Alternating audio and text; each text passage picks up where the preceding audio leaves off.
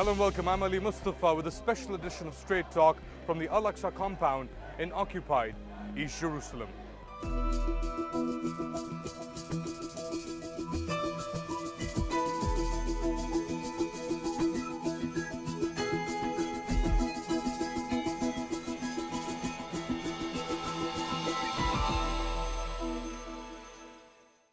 It's been said too many times that the place where I'm standing is the most contested in history. Jerusalem, claimed by both Israelis and Palestinians, is now the center of even more controversy. It's after the US President Donald Trump recognized the holy city as Israel's capital. It triggered a global outcry. And recently, at an emergency meeting in Turkey, world leaders responded by declaring East Jerusalem as the capital of a future Palestinian state. Filistin devletini henüz tanımamış tüm ülkelere derhal Filistin devletini tanımaları çağrısında bulunuyorum. Biz bugün Kudüs'ü Filistin'in başkenti olarak tanıdığımızı ilan ettik. At the summit in Istanbul, Palestinian President Mahmoud Abbas condemned the United States, declaring it unfit to mediate peace talks. الولايات المتحدة لم تعد وسيطا نزيها، يعني لا نقبل نحن كفلسطينيين وكعرب وكمسلمين لم نعد نستطيع القبول بأمريكا أن تكون وسيطا، لأن أبسط الشروط التي يجب أن تتوفر بالوسيط أن يكون نزيها، أن يكون محايدا، لا أن يكون منحازا لطرف دون آخر. And now the consequences of the US declaration are becoming clear, with the US Vice President Mike Pence cancelling a scheduled visit to Israel and the occupied territories after a refusal by Mahmoud Abbas to meet with Mike Pence. So we've seen what the politicians and world leaders have to say about the current situation in the occupied territories, but what do people here in occupied East Jerusalem think about what's going on with the US decision, with the OIC decision? To get an idea, let's speak to Mohammed here. Mohammed, thank you so much. Tell us of what's going on here right now. And as you can see, all Palestinian and Turkish and all Muslim people used what Trump said about Jerusalem is capital for occupation for Israel. We said no, Jerusalem is capital of Palestine and always will be. If we can move the camera a bit and show how many people are here. Continue, please, Mohammed. Exactly. So as you can see, 100, maybe thousands of people. They all said in one sound that Jerusalem, Al-Quds, is the capital of Palestine, not Israel, not occupation. Always gonna be like that. What about Trump's decision? How has that gone down? It's just words. I'm sorry for that, but really, we don't care about that. The ground is really speak. As you can see, they're all Palestinian. It's a masjid for Muslims. It's Palestinian. It's Arabic. It's Muslim. It's sure not American, not Israeli, not occupation, nothing. It's for Muslim, for Palestinian, and for Arab. What about your generation of people? What are they doing? It's been 30 years since the first Intifada. People are talking about a third Intifada. Yeah, everybody thinks that our generation, we are young, we forgot Palestine, we forgot Jerusalem. But as you can see, from all these thousands, maybe half of them are young like us. So we never forget, and we will learn our children about Palestine and Jerusalem. We'll never forget. Is the two-state solution dead? No, just one solution. What's the one solution? Jerusalem for us, that's it. So while leaders were meeting in Istanbul from around the world condemning the US decision, sentiment on the ground, well, this is it. Protests right after Friday prayers. There's a lot of anger here against the Americans, against this US decision to recognize Jerusalem as the capital of Israel. These people don't want it.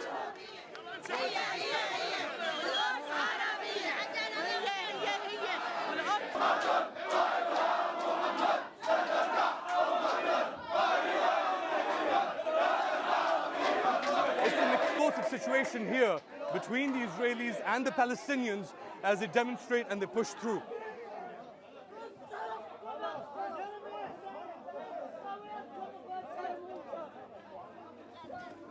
Now they're macing people. A lot of commotion here as the Israelis try to retake control of this crucial area here in Al-Aqsa compound, the occupied East Jerusalem. More soldiers are also moving in. They're trying to push back. The protesters disperse the crowds, take control back of this area. They're pushing people through. It's quite a tense situation that's developing here. as the Israelis push through and try to retake control. And this is happening across the occupied territories, where the Israelis are pushing back against the demonstrators.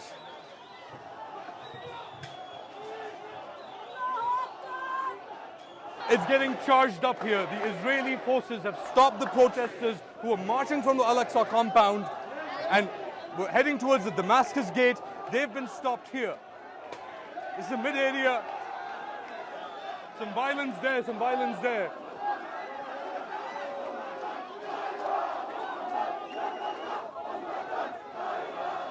So it's quite a dangerous situation here that's developing. It's quite tense.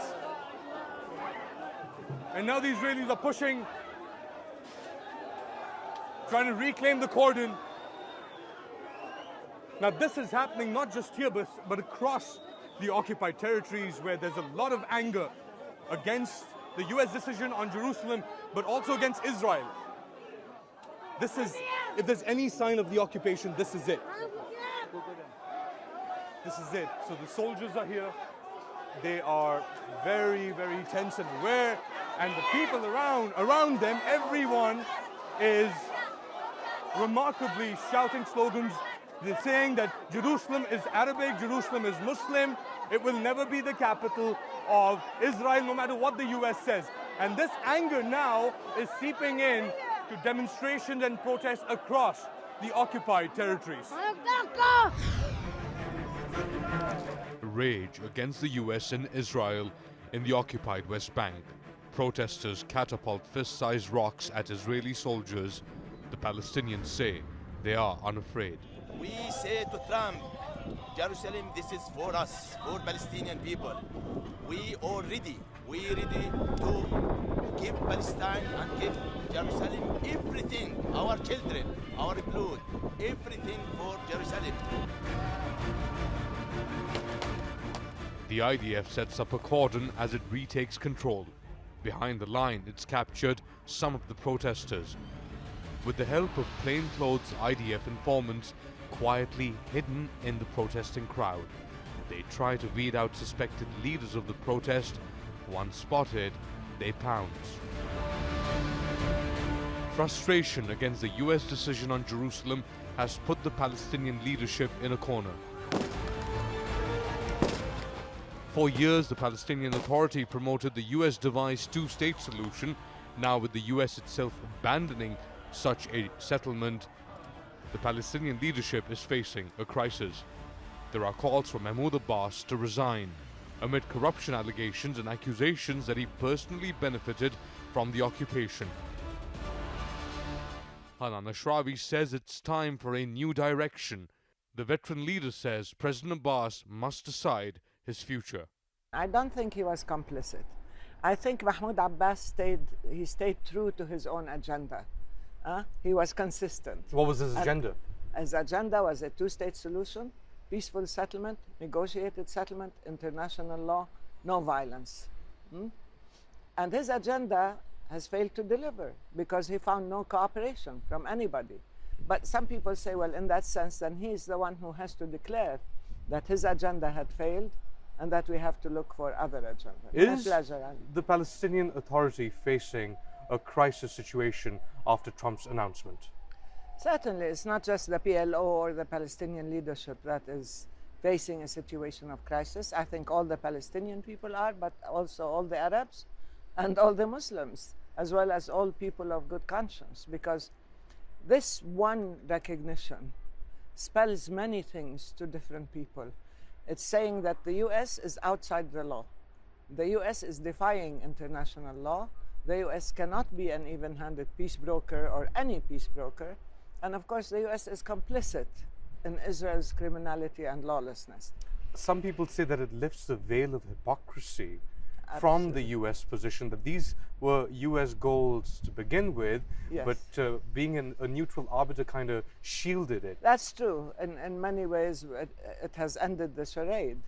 It has lifted the mask, if you will, to use your metaphor, in the sense that now the true intentions, I wouldn't say of the US as a whole, but of this administration, it has become known to everybody else that the US is complicit and that It is not working in the service of peace or legality or justice, but rather in the service of an Israeli occupation that has become a domestic issue in the US. Let's take a listen to what Mahmoud Abbas had to say about Trump's declaration of Jerusalem as Israel's capital.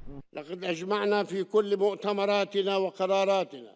We've made clear in our conferences and resolutions that Jerusalem is a red line.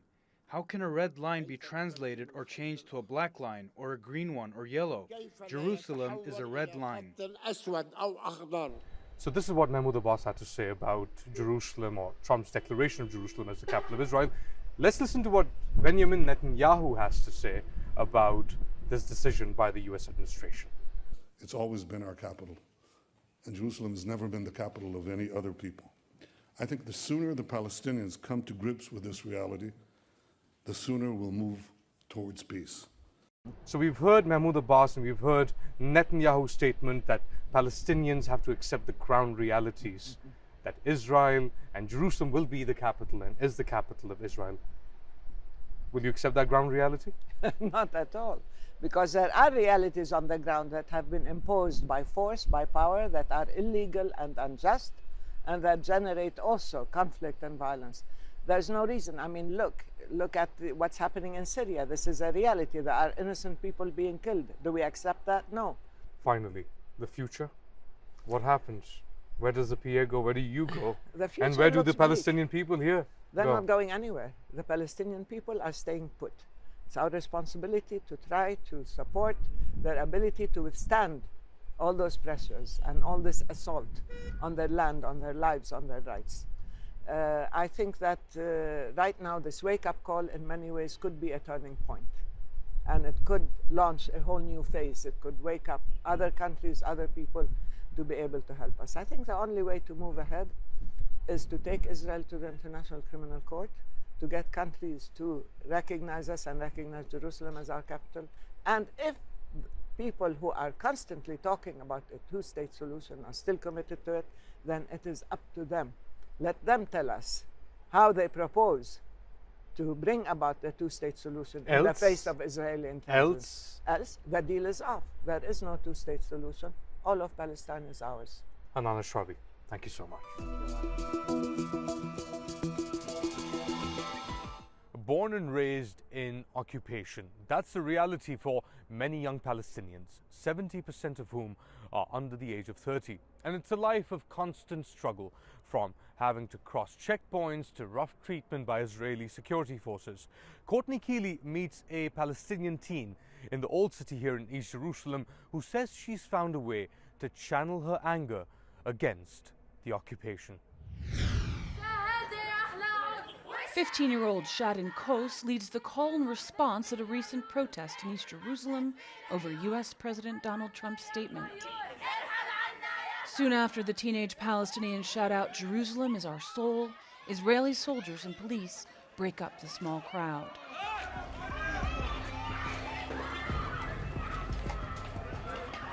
The protest on Saladin Street was one of many that erupted throughout the Arab world and brought tensions here to a boil once again. Palestinian President Mahmoud Abbas called President Trump's declaration the greatest crime. But here in the Muslim quarter of the Old City, politics are personal and part of everyday life. Shadin was born 2 years after the beginning of the Al-Aqsa Intifada and the last gasp of the Oslo Accords. She's being raised here in the Old City in the Muslim quarter, next door to the main entrance of the Al-Aqsa Mosque compound. She has a Jerusalem ID and an American passport, but here in Jerusalem, it's only her ID that is recognized. I always used to go to Al-Haram, where Al-Aqsa is, and we used to play every day, but now I don't go because I have to put hijab, and we're not allowed to play. Soldiers always come here. Well, I'm asleep, so you just hear knocking on the doors. When I was young, because it's normal because you're still young and you don't know what's going on, but now I know what they're gonna do, what could have happened, so I'm not that scared, I'm just angry. This is the heart of Jerusalem, Jerusalem's Old City. It's land that has been fought over for thousands and thousands of years. Palestinians, who make up 37% of the population in Jerusalem, want the East as their capital. Meanwhile, teenagers like Shadan are becoming more politicized.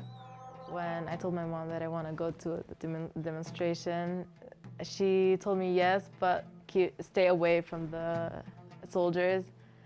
But then, like, they started hitting my friends, so we were all next to each other. So if they hit her, I'll like push them away. So I'm not gonna stay away. We'll all become like one. Shadan dances in her spare time. She started learning the traditional Palestinian dabke when she was 5 years old. Now she's part of the dance troupe Al Fanoon Al Shabia. Like, I forget everything. I just go. I forget everything, school, everything, the checkpoint, and just dance. Shadan also sings. I don't think this one is meant to be Palestinian, but it's about like resistance. Should I sing it? Please do. Okay. الحق سلاحي وأقاوم أنا فوق جراحي سأقاوم أنا لن نستسلم لن نرضخ وعليك بلادي لأساوم بيتي هنا أرضي هنا بحر السار النار لنا وكيف بوجه النار أساوم سأقاوم. She says she finds singing and dancing as a way to embrace Palestinian nationalism and finds solace in it from the daily struggles of life here. But she sees no resolution to the conflict. So there's no such thing as peace between Israel and Palestine. Courtney Keeley, Strait Talk. So now we're seeing a younger generation take over the Palestinian struggle against Israeli occupation. These leaders are taking their resistance online. Maryam Barghouti is a young Palestinian journalist living in the occupied West Bank with a large following online. I asked her if her generation of Palestinians had lost the initiative by giving up the fight in the streets by taking the fight online. It's not a question of giving up, it's more of what alternatives, what tools do we have left to utilize. It's a sense of exhaustion that's overwhelming. It's a frustration that's overwhelming Palestinians. It's not a giving up, and it's not a new eruption of angst and frustration with the occupation. It's a matter of Israel bringing in a new form of oppression with the support of the U.S. So it's a question of what can we do rather than we give up. We're standing in front of a wall, a separation barrier between areas controlled by Israel and areas in the West Bank occupied by Israel, but also under the nominal control of the Palestinian Authority. How effective is the Palestinian Authority? Well, the Palestinian Authority has over and over again proved itself inefficient. It has proved to be a subcontractor of the Israeli occupation. And this recent declaration by U.S. President Donald Trump proves how all the diplomatic routes, all the treaties, all the negotiations have been fruitless for Palestinians, and they have further alienated the Palestinian population. But Mahmoud Abbas has been very vocal that he will not accept this decision. He's taking a stand at the OIC. He said this is a red line, so he's doing something, isn't he? Right, but if you take into consideration the Al-Aqsa protests in the summer and how Mahmoud Abbas also stood in alignment with Palestinian demands, what happened afterwards was, the Palestinian Authority continued suppressing Palestinian youth who are active against Israeli occupation, and you've had this most recent declaration by Trump. So it shows you that any efforts from the Palestinian Authority will prove fruitless in the future because there is no real pressure being exerted on Israel. Activists who were part of the first Intifada in 1987 say that your generation of Palestinians is lazy, that they're too involved on smartphones, activism, as opposed to getting out on the streets. Correct. Okay, so the Palestinian youth have changed their tools of resistance, but it's not a question of laziness. It's a question that the dynamics have changed. During the first Intifada, you didn't have an apartheid wall. During the first Intifada, you didn't have a Palestinian Authority suppressing. You didn't have the extreme factional rivalry going on. And of course, you didn't have the Oslo Accords happening. So Palestinians were behaving and being pushed by themselves. They didn't have all these different modes of suppression on them, on top of the Israeli suppression. Tell us what it means to be a Palestinian living in the shadow of this wall. It's very difficult to explain. If I ask you to hold your breath and carry on your daily activities you won't be able to. And that's what Palestinians have been doing. They've been slowly asphyxiated. They've been divided. Their identity is attacked with this separation of Palestinians in the West Bank from Palestinians in Jerusalem. Then you have this apartheid wall that looms over our daily lives, that reminds us that there is an oppression here, that there is an Israeli army here, that there is this occupation. It's so we don't forget it, and it's asphyxiating. What about the role of women in this struggle? You are following in the footsteps of other women, Hanan Ashrawi, Diana Buttu, who have spoken on this issue. So tell us about the role of women, and especially in your generation as well. Well, Palestinian women have always been a part of Palestinian resistance. You know, you'd go back to the first Intifada, to the 1936 revolts. The making it seem as if it's an anomaly or it's new or it's exclusive that women are part of the struggle is an injustice for the struggle. We are an intricate part of society, and we have been here and we have been struggling, and it's not new. So we're fighting just as the entirety of Palestinian youth and the Palestinian population is fighting. It's not exclusive and it's not new. Mariam Barghouti, thank you so much. Thank you.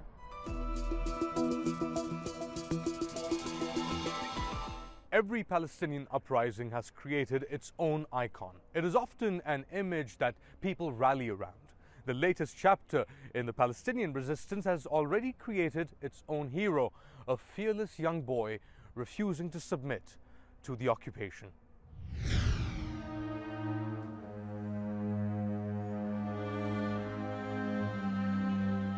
It's the story of a boy as seen through the camera lens, an image that has become a symbol of a new Palestinian resistance. Fawzi Al Junaid surrounded by IDF troops, his blindfolded face tilted towards the sky. Fawzi was detained at Hebron during protests against the US decision to recognize Jerusalem as Israel's capital. Wissam Hashlamoon is the man who captured the moment. The photojournalist had already shot these images before Fawzi appeared in front of his lens. They ganged up on him as if it was a wrestling ring. We only noticed there was a child after they lifted him up from the ground, and that's when we took the photograph and showed it to the world. Fawzi's silent resistance, as seen through Wissam Hashlamoon's lens, has now gone viral. It's been shared thousands of times and held up by world leaders to rally support for the Palestinian cause. Muhammad Al Junaidi, Fawzi's father, has been unable to work since a workplace injury left him disabled. It meant Fawzi had to grow up fast and start working early. For his grandmother, Fawzi's resistance is a justified act against what she says is Zionist colonization. I am proud that my grandson is one of the fine young men who are brave, strong, and capable of doing everything they are denied. I asked Fawzi's father what he thought of his son becoming a symbol of the latest Palestinian uprising. So how did Fawzi feel, given life in Hebron isn't easy for Palestinians? What were Fawzi's sentiments about living here and about the occupation? Fawzi was denied his childhood, youth, and joy by the occupation and the circumstances. He was denied from all his basic children's rights. Your son has become a symbol of the Palestinian resistance, and his picture is now being seen and shared all around the world. How significant is that for you? I am proud of having a son like Fawzi, who is the talk of all people and the world. I am proud and honored to be his father. May God protect him and bring him back to me safely. Fawzi is still in an Israeli detention center. What is the first thing you want to do, or what you want your son to do when he's released, if he's released? I would embrace him. A son is the most precious thing in the world. One should be proud of having such a son. So when I see him, I will hug him with so much emotion. His release from detention would be the best news ever, an indescribable happiness for me as his father, and to the whole family, including his siblings and uncles. It would bring us so much pride to say that he was released from prison after being detained by the occupation. شكرا محمد. تحية لنا على تكنو. تشرفت.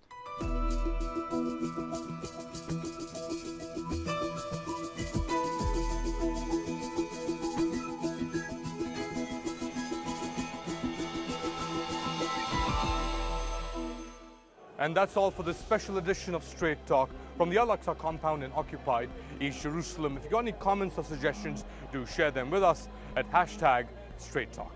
From me, Ali Mustafa, and the rest of our team, take care and goodbye.